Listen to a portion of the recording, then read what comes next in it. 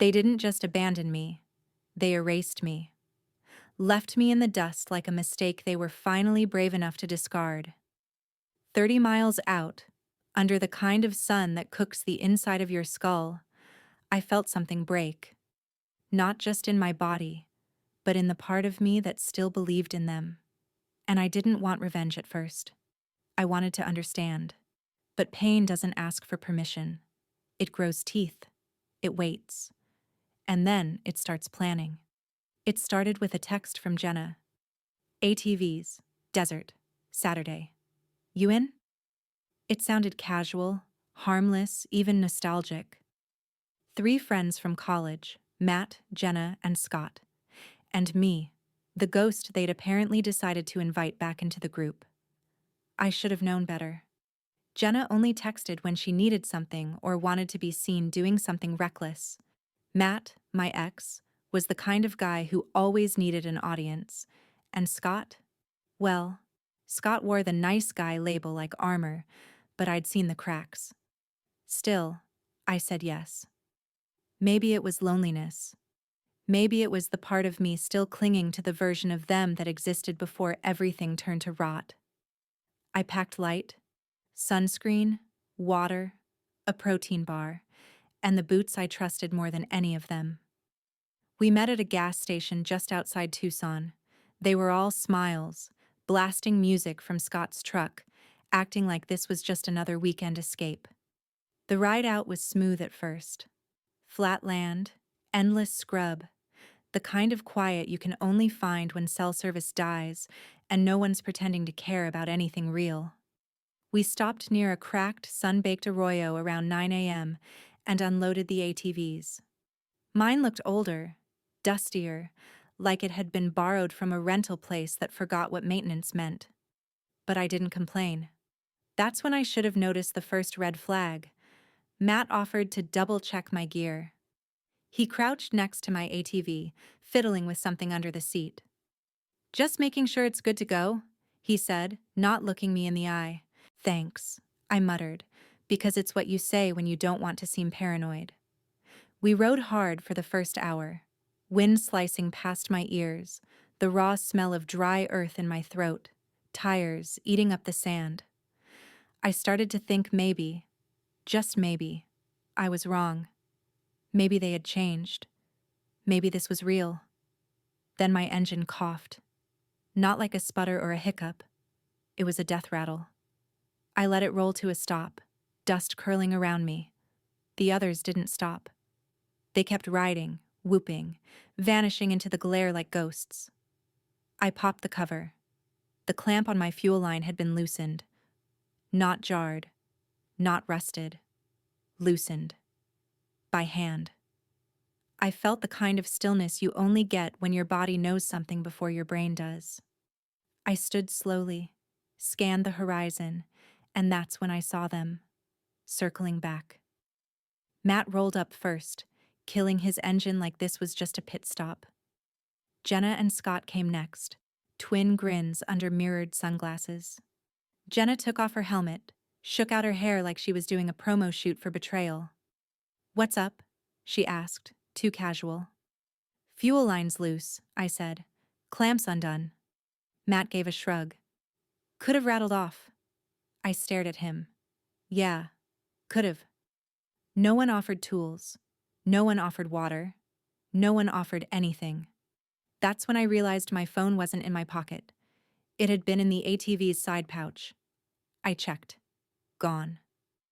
"Looking for this?" Scott asked, holding up a phone. My phone. It was locked, screen lit with the same dusty thumbprint smudge I'd seen on his hand earlier. "What the hell, Scott?" "You slow us down," he said. Just like that. Matt added, "It's not personal." "Bullshit," I snapped. "It's entirely personal." Jenna rolled her eyes. "You always make everything dramatic." They turned their ATVs, helmets on, engines revving. "You can walk back," Matt called over his shoulder. "It's only 30 miles. Then they were gone. They took everything. My water, my pack, my name. The desert swallowed their engines like they'd never been there. Just me, the heat, and the brutal, searing realization that I had never really been part of the group. I'd just been tolerated, kept around like a stray dog they fed sometimes, until it bit too close to the bone. I stood in the rising heat, dust coating my tongue, and watched the horizon boil. The silence that followed wasn't peaceful. It was judgmental. I could feel the desert already making its decision about me. I remember looking down at my boots, scuffed and loyal, standing firm in the gravel. They weren't just shoes, they were history. Every scar on them matched one on me, and I knew, right there, right then, that I was going to survive. Not just survive, but outlive this, outlast them. Not through violence, not through lies, but with truth. Because sabotage is a choice, and so is coming back.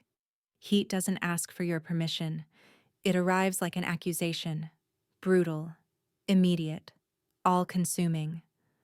Within the first hour, the desert had pulled the moisture from my tongue, peeled the salt from my skin, and started rewriting the boundaries of my endurance.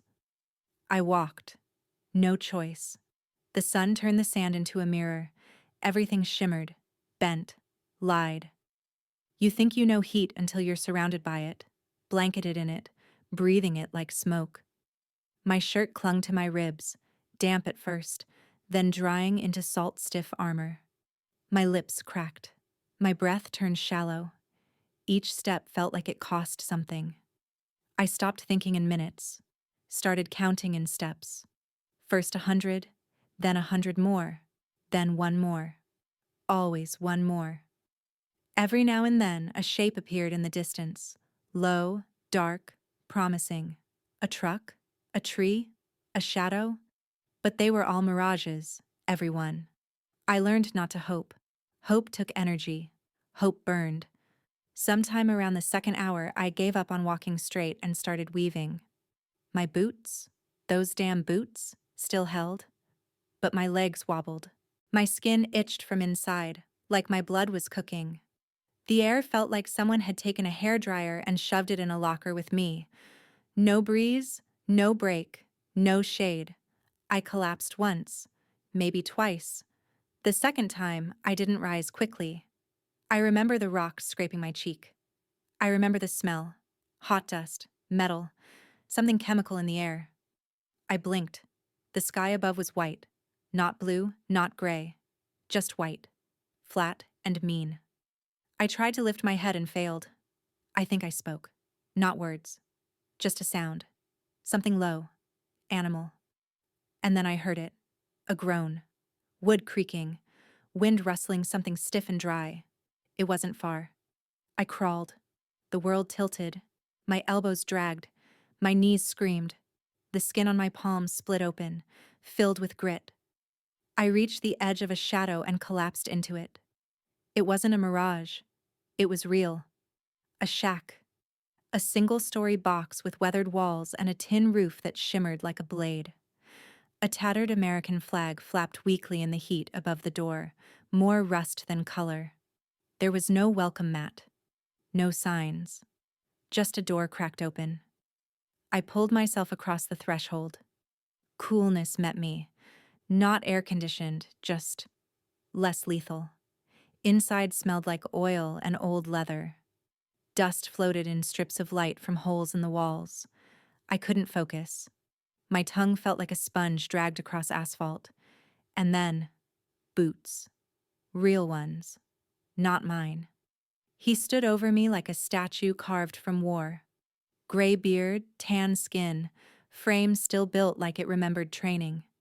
His shirt was sun-faded camo, sleeves rolled to the elbow. A long scar ran down one forearm like a road map to somewhere he didn't talk about. He didn't ask who I was. He didn't even flinch. Just held out a battered canteen. I grabbed it. Drank. Choked. Drank again. The water was warm, tasted like metal and salvation. He dropped something next to me, a rusty nail, thick and jagged. I blinked at it. "You're gonna need that," he said, voice rough as gravel. "For what?" He didn't answer, just turned, walked to a table cluttered with tools and jars of bolts. He lit a cigarette, sucked once, then spoke without looking at me. "No lies," he said. "That's the rule here. You stay, you bleed truth. Let the truth do the burning." My voice cracked. "You live out here?" "I survive out here," he corrected. "There's a difference." I sat up slowly, every part of me screaming in protest. My fingers shook as I held the canteen. "How far? To a road?" "Too far for you today." I wanted to argue, but my vision still swam. My legs refused orders. I nodded. He tossed me a blanket. Rough, army issue. "Lie down. Don't try to be a hero. That's how you die out here." I lay back against the wooden floor. It creaked like it disapproved. Through the wall slats, the sun still glared, but it couldn't reach me now. Not fully. I closed my eyes. For a moment, the pain dulled. I drifted in and out, waking to the sound of tools clinking, a shortwave radio spitting static, the soft creak of a rocking chair that didn't squeak when it moved. In the haze, I thought about what he said. Let the truth do the burning. He wasn't talking about the sun. He wasn't talking about the desert. He meant something else. Out here, lies got you killed. Out here, truth was your only weapon. I didn't know yet what I was going to do. I didn't have a plan. But lying there, ribs aching, lips split, boots still on, I made a decision. I wouldn't lie either. Not to myself. Not to the people who did this. I would survive. Then I would speak. And I'd let the truth do the burning. I was gone for 4 days. That's how long it took me to walk, hitch, and stagger my way back to civilization. The vet, he never told me his name, gave me a ride as far as a truck stop off I-19. No questions, just a nod, a hand on the wheel, and a parting gift. The rusty nail, wrapped in cloth like a relic. I didn't ask why. I already knew. Out here, the truth was sacred. Symbols mattered. The first thing I saw when I turned my phone back on was Jenna's post.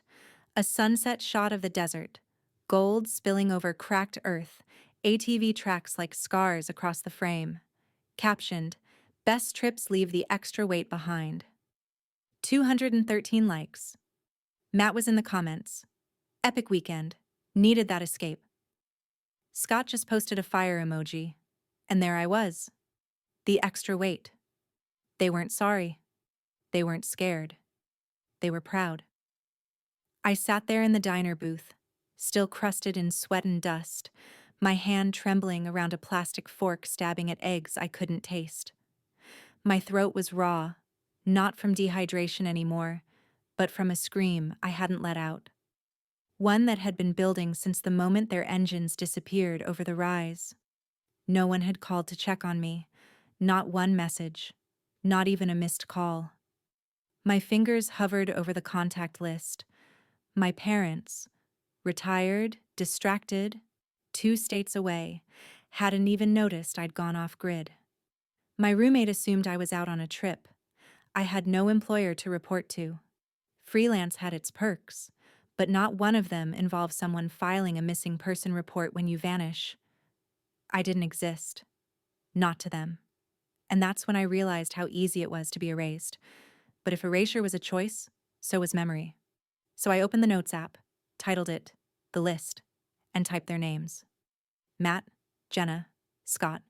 3 names. No threats. No fantasies. Just a vow. I wouldn't lie. I wouldn't embellish. I wouldn't fabricate a thing. I would expose. Because when someone cuts your name out of their story, your only revenge is to make them part of yours. My ribs still hurt. My skin peeled in patches. I couldn't lift my left arm past my shoulder without pain lancing down my side. But none of that mattered. I checked Jenna's stories. More selfies, her in the ATV, her in a bikini under a makeshift tarp, sipping something cold. A group shot, 3 of them, arms around each other, grinning wide, wind-burned and unbothered. I watched it on loop, slowed it down, frame by frame. In the corner of one shot, I saw my old green pack on the ground next to their cooler. That pack had my initials stitched on the strap. A birthday gift from years ago. My phone had been in its front pouch. The same phone Scott held up with that smug little smile right before they left me for dead. So I had proof. Not the kind the cops cared about. I'd tried that. After the vet dropped me off and I'd showered for the first time in almost a week, I went straight to the sheriff's office, told them everything, minus the parts that made me sound crazy.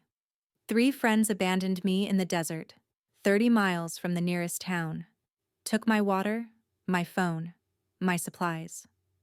The deputy, a pale guy with sunburn peeling from his nose, nodded politely. Do you have texts? Audio? Witnesses? No, just their posts. And my word. He sighed. That's not enough to press charges, especially if they claim it was a misunderstanding.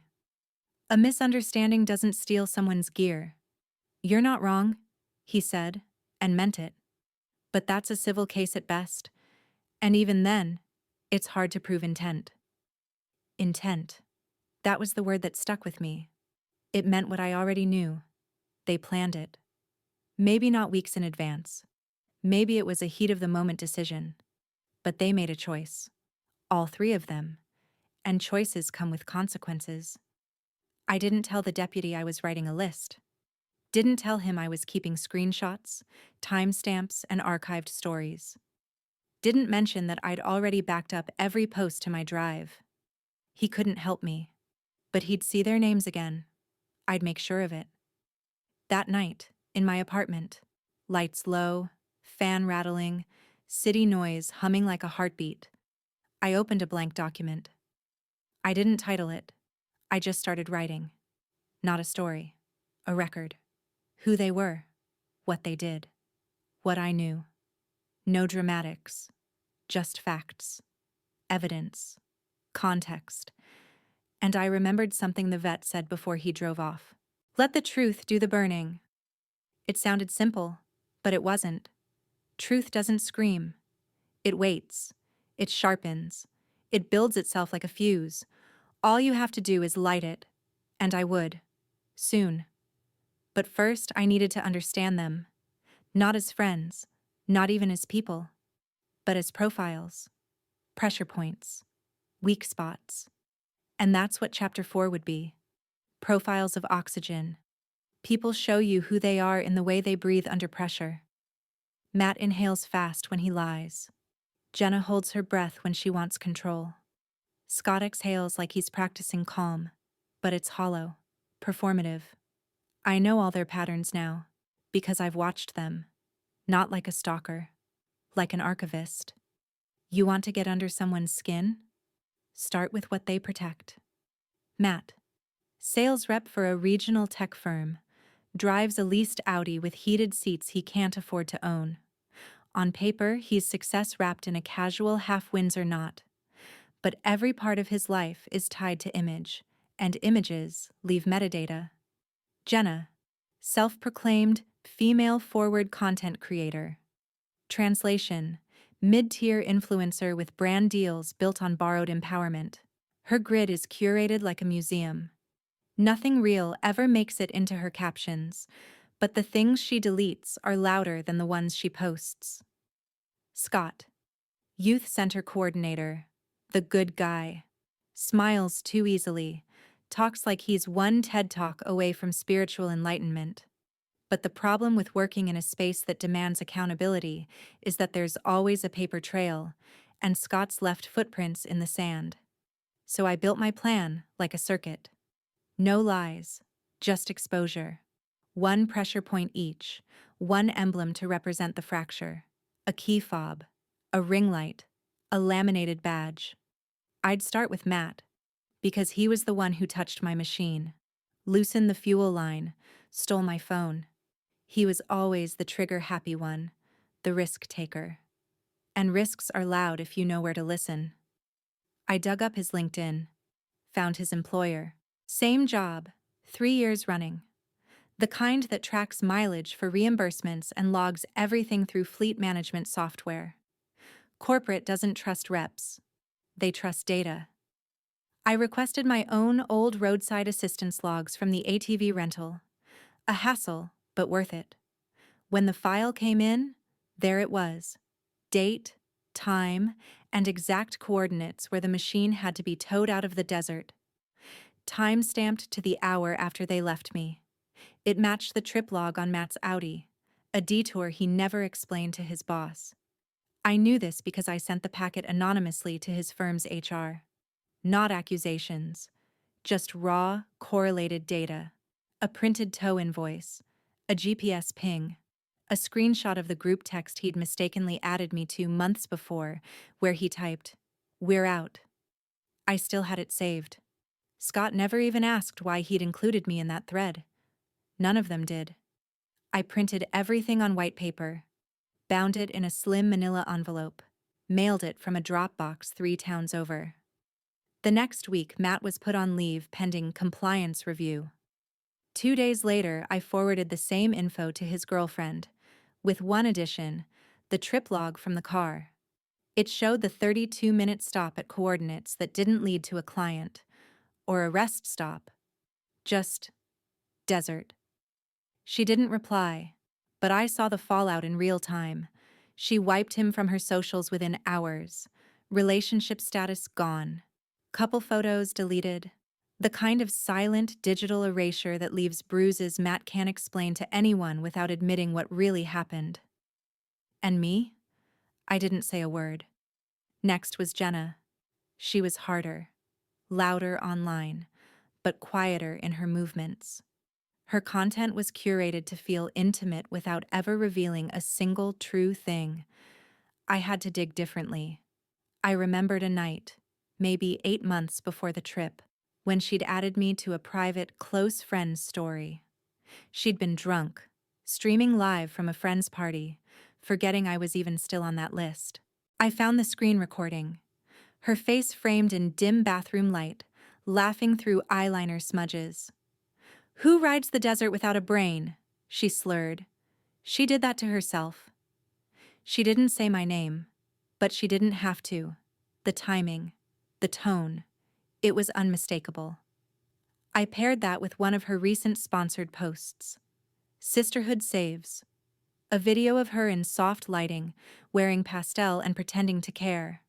The contrast was surgical. I didn't send it to her. I sent it to her biggest brand sponsor. Subject line, "Is this the same Jenna?" No follow-up, no explanation. Within 48 hours, that brand paused their collaboration with her.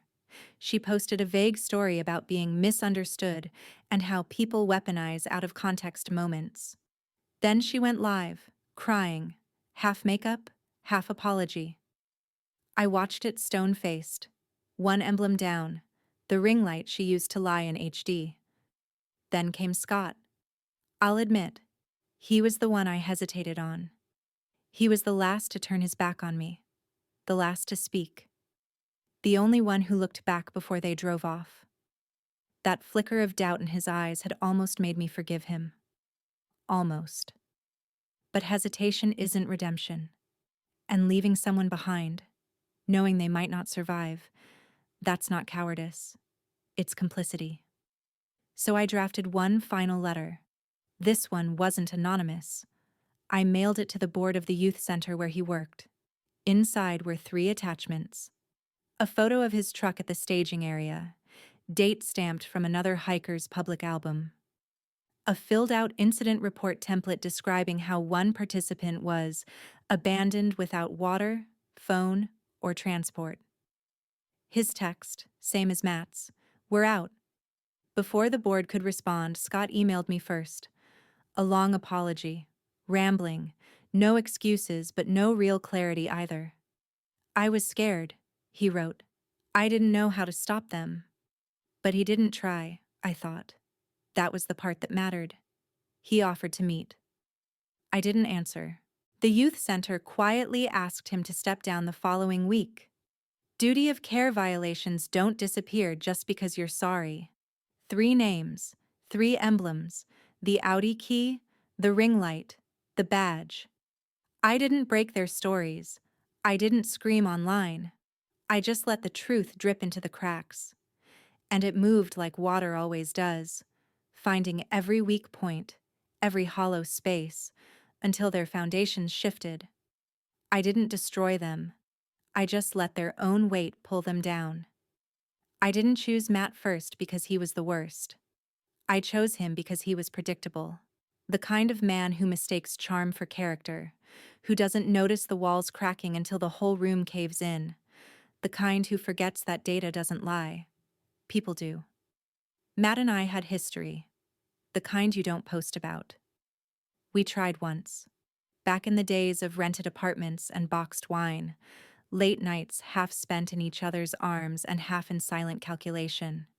We were too similar, competitive in the wrong ways, stubborn in worse ones.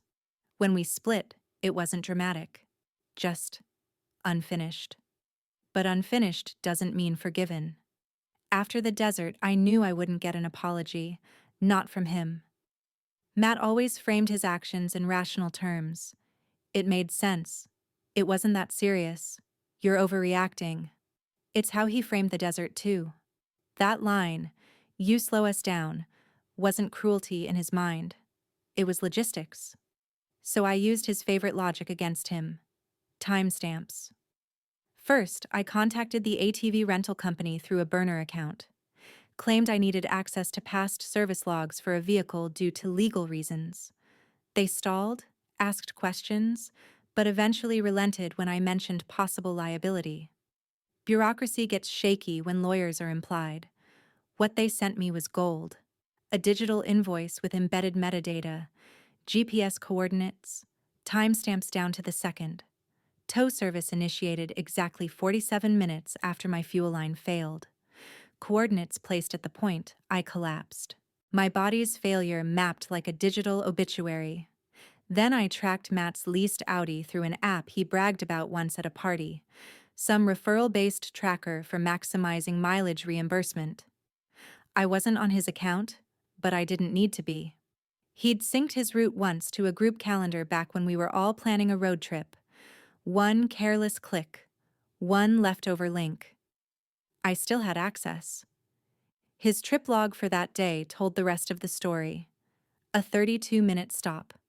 Off route, in the middle of nowhere. Same GPS location as my breakdown.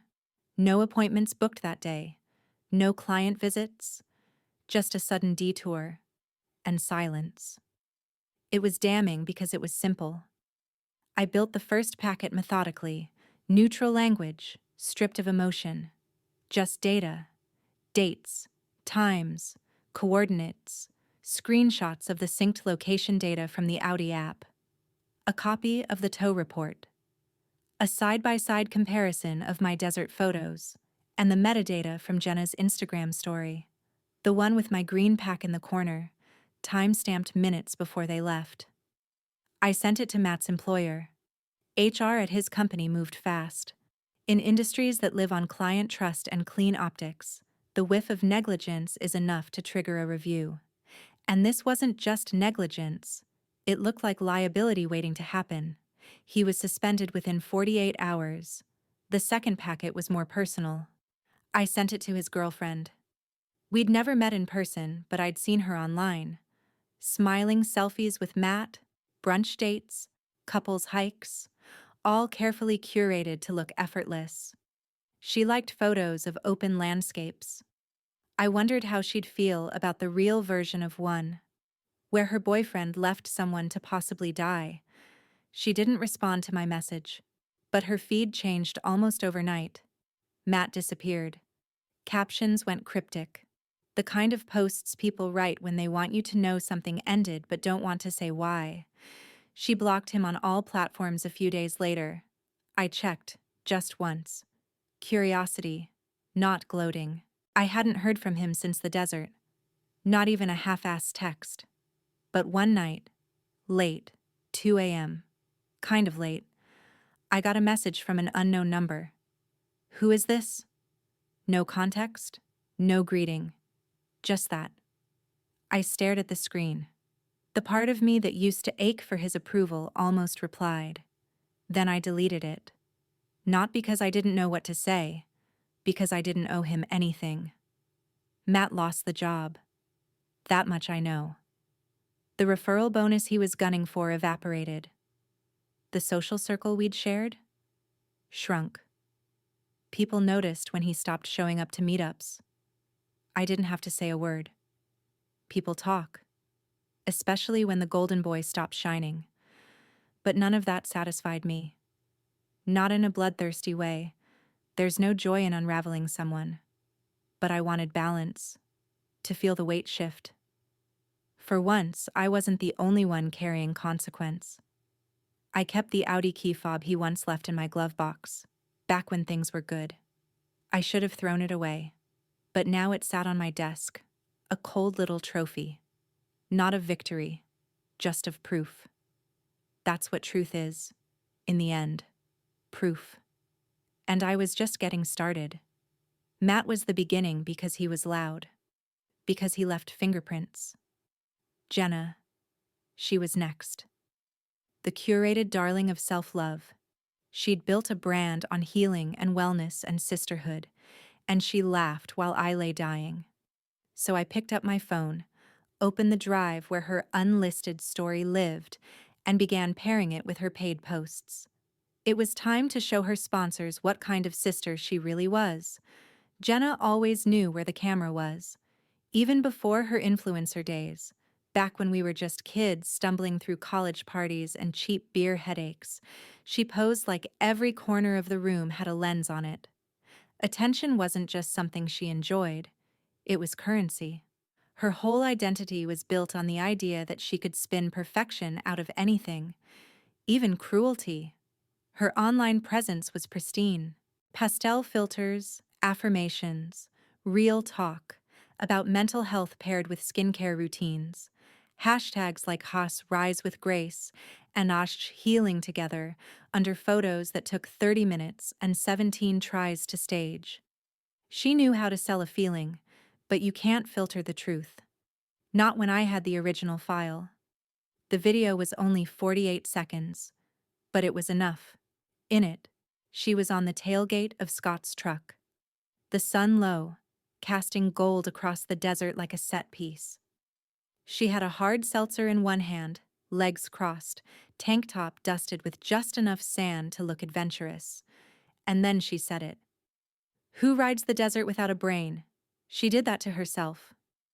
Someone off camera, Matt probably, laughed. Jenna looked right at the phone and smirked. Natural selection, she added, voice dripping with the kind of fake sweetness that made my skin crawl. It was an unlisted live, only visible to her close friends list, but one of them had screen recorded it, and one of them, someone I didn't even know, had sent it to me after I got back. No message, no explanation, just the file. As if the universe wanted me to burn it all down and handed me the match. I watched it 3 times. Not to get angry, not to cry, to study her. The way she tilted her head. The pause after the joke. She knew exactly what she was doing. She wasn't venting. She was performing. And now it was my turn to direct the scene. I pulled one of her recent sponsored posts, a 60-second reel for a lifestyle brand that pushed female empowerment and authentic connection. Jenna sat cross-legged in a white knit sweater, tea in hand, whispering about healing and forgiveness and being a safe space. I paired it with the video. Side by side, no edits, no commentary. Subject line, is this the same Jenna you're paying for visibility? I sent it to her biggest brand deal first, the one listed on her media kit as a long-term ambassador relationship. Then I sent it to a second brand, then a third. Influencer marketing is a house of cards. It doesn't fall with scandal. It falls with silence. All it takes is hesitation, a pause in partnership, a delayed renewal, one executive forwarding an email to legal, and then it begins. Jenna's response came within 36 hours. A new story appeared. Her face was bare, eyes red-rimmed but strategically lit. "I need to talk to you guys. I messed up." She never said my name, never mentioned the video. But she talked about a time in her life when she was hurting and didn't realize the harm she was causing others. She said she had grown and wasn't that person anymore. Then came the crying, not sobbing, not rage. The influencer cry, soft, symmetrical, eyes glistening like they'd been misted. The comments split. Some praised her vulnerability. Others asked what the hell she was even apologizing for. A few, just a few, mentioned the video. They didn't have a source, just whispers. But whispers spread faster than fire when your whole brand is built on calm. 2 sponsors pulled within a week. One paused, pending internal review. Her follower count dipped. Not dramatically, but enough for her to notice. She went private for 2 days, and when she came back, the tone had changed. Fewer product links, more vague, healing posts, less sponsorship, more desperation. The ring light in her bedroom, the same one that used to make her skin glow like porcelain, showed up in the background of a post titled, "Letting Go of What No Longer Serves Me." I watched it flicker as she talked about boundaries and betrayal. She meant me, of course, but she didn't say it. She couldn't. Because to say it would mean admitting what she'd done. Jenna never apologized directly. That would have broken her carefully managed image, but I didn't need her apology. I didn't even want it. I wanted her to taste truth. Unfiltered, unsponsored. Her DMs leaked next. Not by me, someone else. A former mutual friend. Screenshots of Jenna mocking other creators, talking trash about brands, saying things no PR team could spin as off-brand humor. I didn't even touch those. I didn't have to. I only ever showed what she said when she thought no one important was watching. She'd always treated vulnerability like a product, sold pain like it was a palette of warm colors and inspirational captions. But now she was trapped in the raw light of her own ring, and she couldn't pose her way out. The implosion wasn't fast. It wasn't even loud. It was worse. It was quiet. A slow unraveling, her income dipping, her posts thinning, her voice cracking in stories where she once stood polished and perfect. And me? I didn't speak. I didn't engage. I just kept watching. Because sometimes revenge doesn't look like fire. Sometimes it's just oxygen being removed. A slow suffocation, a brand starved of the attention it once feasted on. One emblem down, the ring light. Next up was Scott. The one who pretended to care. The one who texted, "We're out," and then watched me vanish. Scott was always the one who hugged a little too long, said, "I'm here for you," like it was a spell. He was the kind of person who brought extra napkins to a picnic, who made playlists for road trips, who called himself an ally in rooms where no one asked. And maybe that's what made his silence in the desert the loudest of all. When I think back to the moment they turned their backs, I remember Scott's face the most clearly. He looked back. He hesitated. For half a second, I thought he'd stop. Speak. Stay. He didn't. That's the thing about good guys. They're only good until action is required, when standing still feels safer than stepping in. After Matt and Jenna, I wasn't sure what I wanted from Scott. Part of me still hoped he'd reach out, that he'd confess. Something small. A crack in the wall of curated kindness he'd built around himself. Instead, he posted a photo 3 days later, him at the youth center where he worked, arms slung around 2 smiling teens, captioned, "The future is bright." I stared at it for a long time. That center was built on duty of care, on supervision, on trust. And Scott had watched someone be left for dead and said nothing. So I drafted a letter. Not a threat. Not a rant. A record. I addressed it to the board of directors at the youth center. No anonymity this time. I signed it clearly. They deserved to know who was speaking.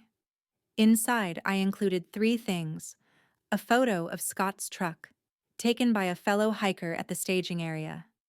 It had shown up in a public photo album online, just a group shot of vehicles parked under the Arizona sun. But metadata doesn't lie. Date stamped. Time stamped. The same morning, I was left behind. A filled incident report, modeled after their own template for reporting safety breaches. I used their language, their structure, marked participant abandonment as the infraction.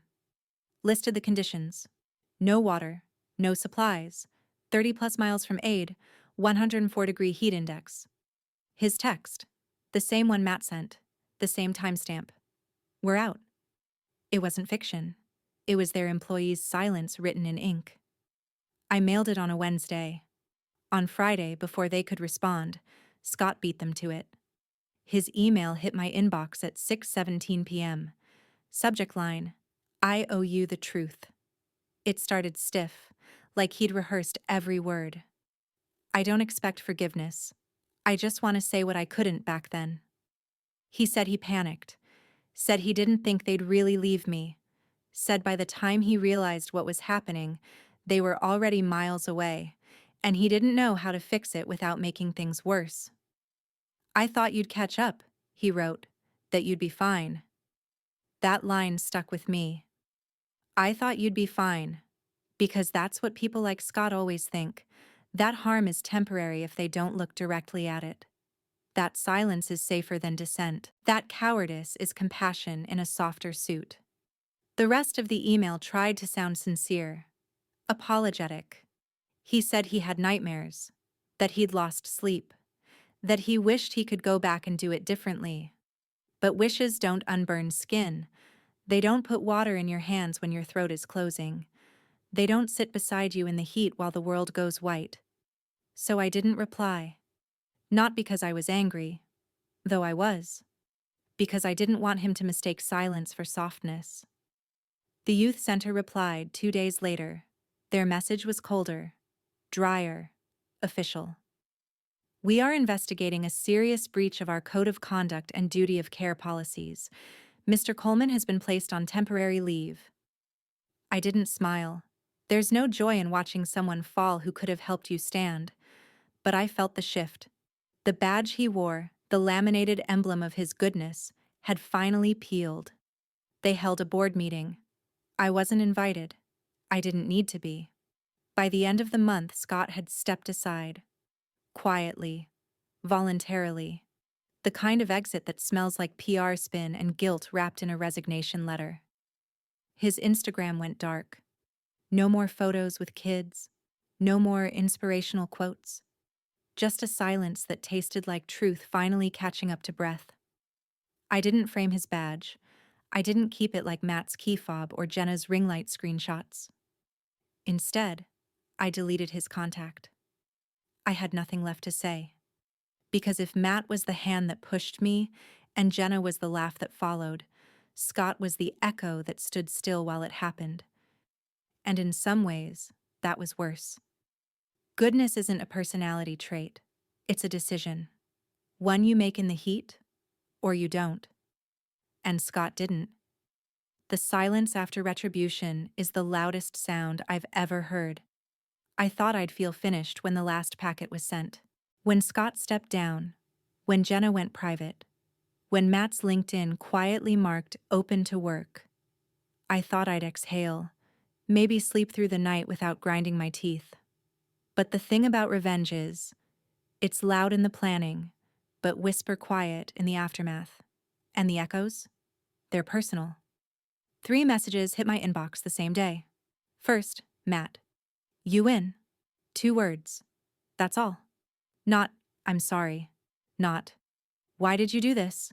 Just an admission, almost resentful. Like this was a game he lost, as if there were winners here. Then Jenna. Please stop. I'm sorry. The tone of someone who finally realized the audience doesn't clap forever.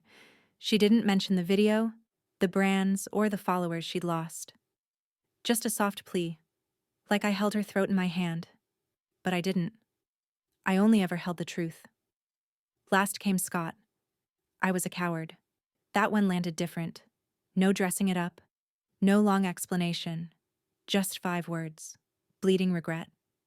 Maybe he meant it. Maybe not. I didn't reply to any of them.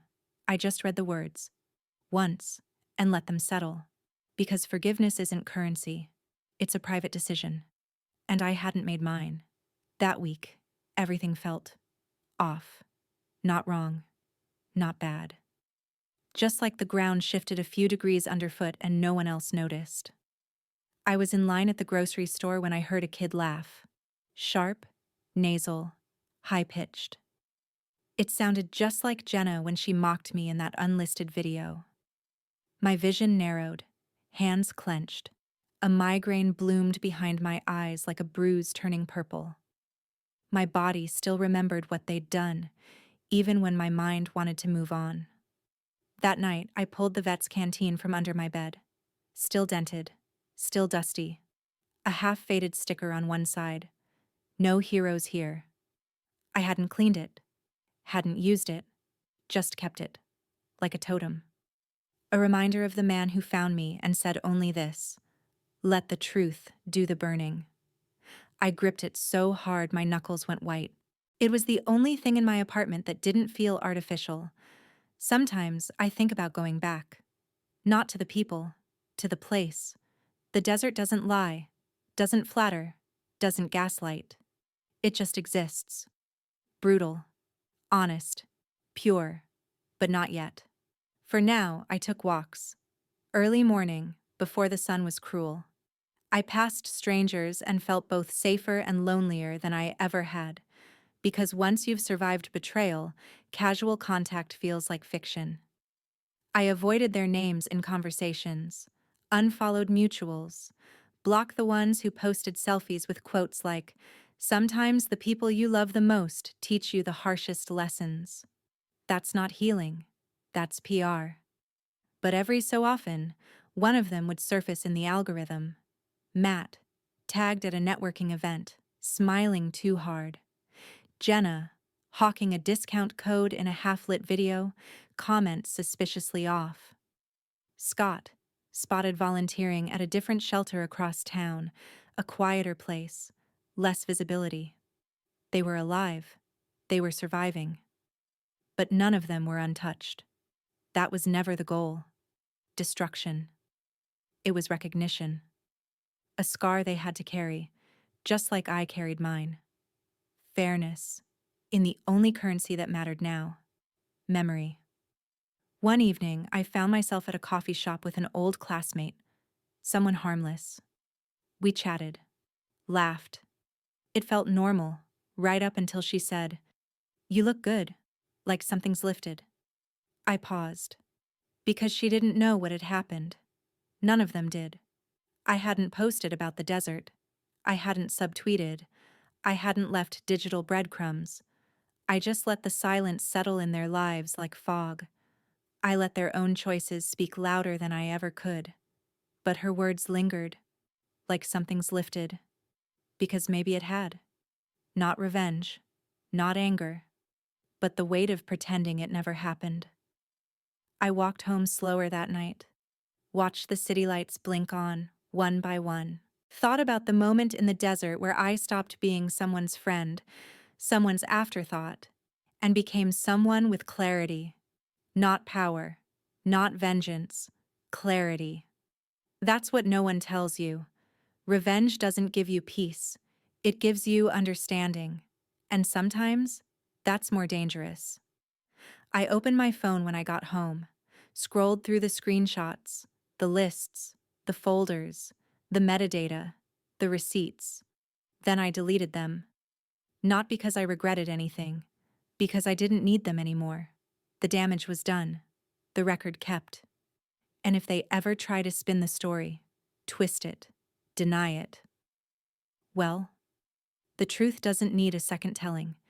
It just waits and burns. There's a silence unique to the desert. It doesn't hum like the forest or chatter like the sea. It hangs, watches, waits. like it remembers everything done on its skin and dares you to forget. I drove out there again. Not for closure. I hate that word. It's too soft. Too clean. This was something else. Something heavier. I wanted confirmation. That I wasn't insane. That it happened the way I remembered. That the sun really hit the earth like an accusation, and the sky really did bleach itself white while I faded underneath it. The same two-lane highway stretched out like a ribbon pulled too tight. I knew the curves, the rest stop, the dying gas station with the vending machine that always jammed on the second item. The landscape hadn't changed. Maybe that's why I trusted it.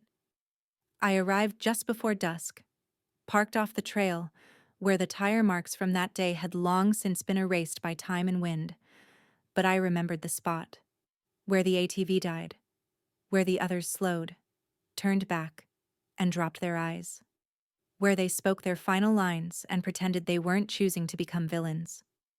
I stood for a long time, letting the heat press against my chest like a familiar weight. Not suffocating this time, just present. Like it wanted to see if I'd changed. I brought nothing with me but a rock hammer, a Sharpie, and the canteen. The vet's canteen. The one that saved me, if only because it arrived in the hand of a man who didn't ask for context before handing over help. I knelt and built a cairn. Small, careful. Each stone balanced with intent. Not a grave. Not a monument. A marker.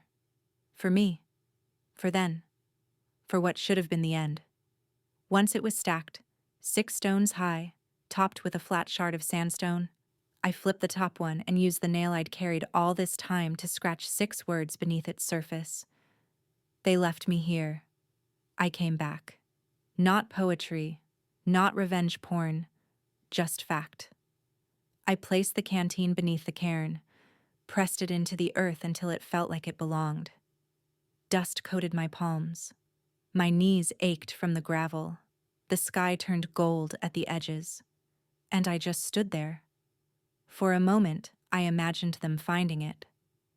Matt, taking one of his weekend freedom rides to clear his guilt, stumbling onto the rocks.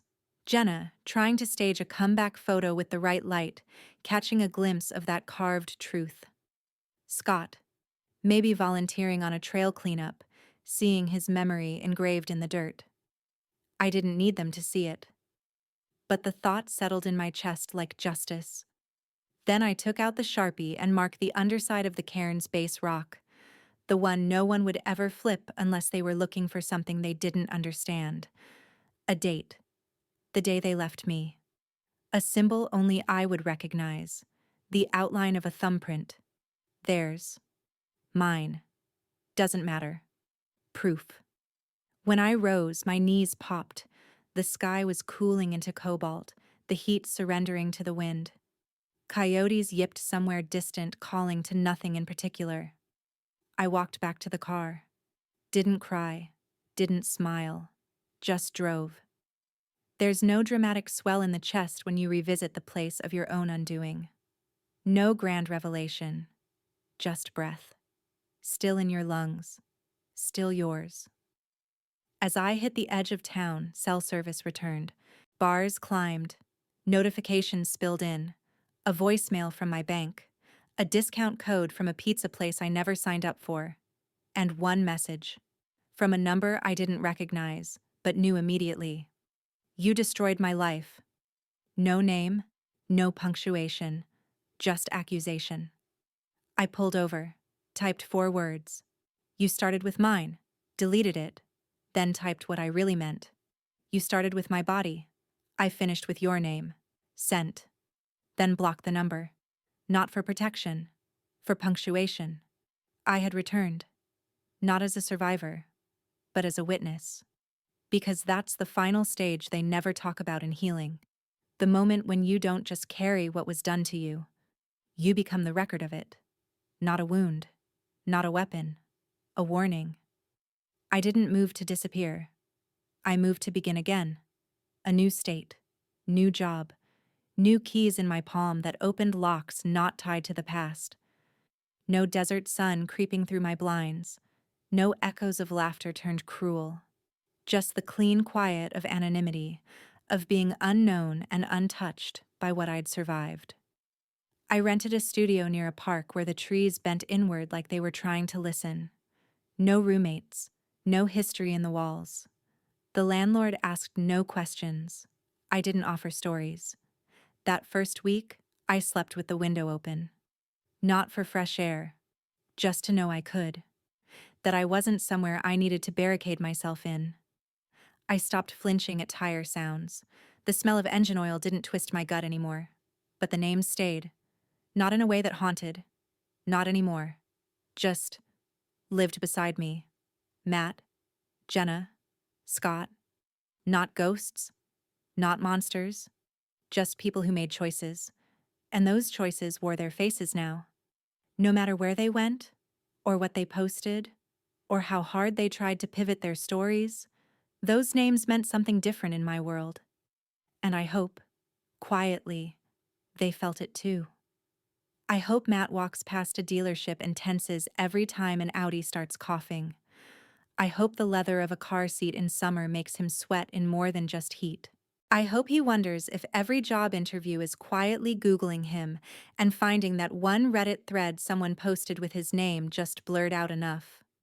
I hope Jenna sits down to film and sees herself through the ring light, not filtered, not framed, but reflected. I hope every product she touches feels lighter, emptier. I hope she wonders if the brand manager who forgot to reply actually saw the file. I hope she re-records every video 3 times and still can't make her eyes look honest. And Scott. I hope he volunteers now with sincerity. Quieter. Maybe better. I hope when someone asks if he's the same Scott from that place, he nods. Once. And feels the weight of it. I hope he never says, "I'm a good guy" again. Not because he's not, but because he's learned it's something you prove, not say. Me? I don't post about it. I don't tell the people in my new life that I once lay on cracked earth while people I loved rode away. But I carry it. Not like a burden. Like armor. I changed my number. Deleted the list. Burned the notebooks in a backyard fire pit while the neighbors drank wine and thought I was just disposing of tax records. No one asked. No one smelled the truth in the smoke. I kept the nail, though. The one the vet gave me. It sits on my desk, next to a cracked sandstone chip I pocketed from the cairn. I don't touch them often. I don't need to. Because I remember. Because they do too. And that's the thing they don't warn you about when they talk about revenge. You don't need to watch them fall. You just need to know they'll never stand the same. That memory will trip them. That the silence in their inboxes, the slight pauses in their smiles, the skipped songs on playlists, they're all marks you left. Not out of violence, but out of truth. Heat leaves a mark, even after it cools. Even when they try to convince themselves it was never real. So when people ask me now why I'm so calm, so measured, why I listen more than I speak, I smile, just a little. Because I know what it feels like to burn without dying, to be erased and come back louder, not with noise, with names, and names, they follow, forever.